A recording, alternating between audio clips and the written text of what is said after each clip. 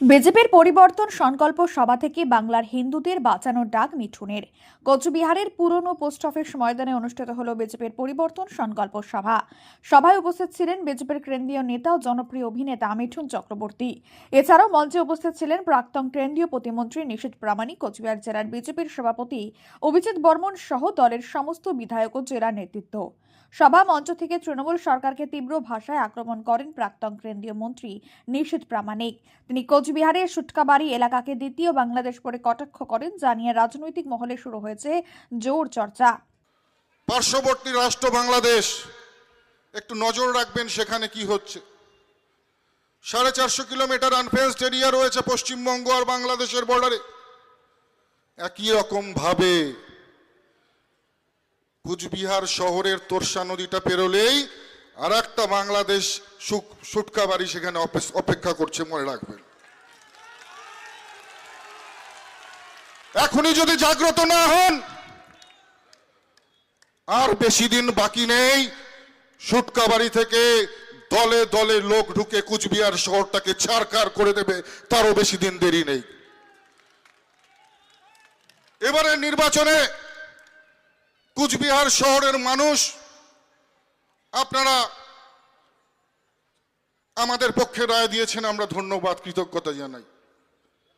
কিন্তু মনে রাখবেন, রায় দিয়েও আপনারা সুটকাবাড়ির কাছে হেরে গেছেন। একটা শহরের সাধারণ মানুষ ভোট দিয়ে যতটা না লিড হয়, তৃণমূল কংগ্রেসের শুধুমাত্র সুটকাবাড়ি একটা অঞ্চল, সংখ্যালঘু মাইনরিটি মুসলিমদের একটা অঞ্চল, সেখান থেকে তৃণমূল কংগ্রেস এত ভোটে লিড হয়। আগামী নির্বাচনটা এবারে কুচবিহার শহরের শুভবুদ্ধি সম্পন্ন শিক্ষিত মানুষদের সঙ্গে সুটকাবাড়ির মানুষদের লড়াই হবে। মনে রাখবেন, আমরা অপেক্ষা করব সাদরে সবাইকে বরণ করবার জন্য। প্রচার করার সময় পাইনি, তৃণমূলের চক্রান্তে এবং তৃণমূল প্রশাসন যৌথ উদ্যোগে আমাদের এই আজকের সভাকে বানচাল করার জন্য তারা কোনো সহযোগিতা করেনি এই কোচবিহারের পুলিশ প্রশাসন। ভাবতে অবাক লাগে। আপনারা জানেন, মেকলিগঞ্জে যখন আমাদের বিধানসভার বিরোধী দলনেতা শুভেন্দু অধিকারী তিনি প্রোগ্রাম করেছিলেন মেকলিগঞ্জে, সেখানেও হাইকোর্টের পারমিশন নিয়ে এসে তারপরে সভা করতে হয়েছে।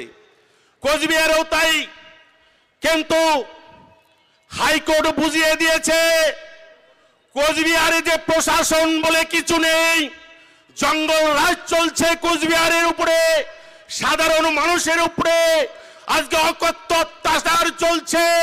তার প্রতিবাদ আমাদের আগামী দিনে নিতে হবে, গর্জে উঠতে হবে।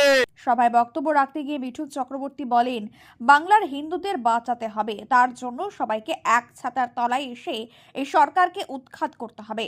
তিনি আবেগঘন কণ্ঠে বলেন, এক সময় কোচবিহারে এসে চাঁদা তুলে ক্যান্সার হাসপাতাল তৈরিতে তিনি সহযোগিতা করেছিলেন, কিন্তু বর্তমানে এসে তিনি শুনেছেন সেই হাসপাতাল জরাজীর্ণ অবস্থায় পড়ে রয়েছে। সুযোগ পেলে ফের চাঁদা তুলে সেই ক্যান্সার হাসপাতালকে পুনর্জীবিত করার প্রতিশ্রুতিও দেন তিনি। মিঠুন চক্রবর্তী মহিলাদের উদ্দেশ্যে বলেন, যারা লক্ষ্মীর ভান্ডার পাচ্ছেন অবশ্যই তাই নেবেন, কারণ এই টাকা জনগণের ট্যাক্সের টাকা।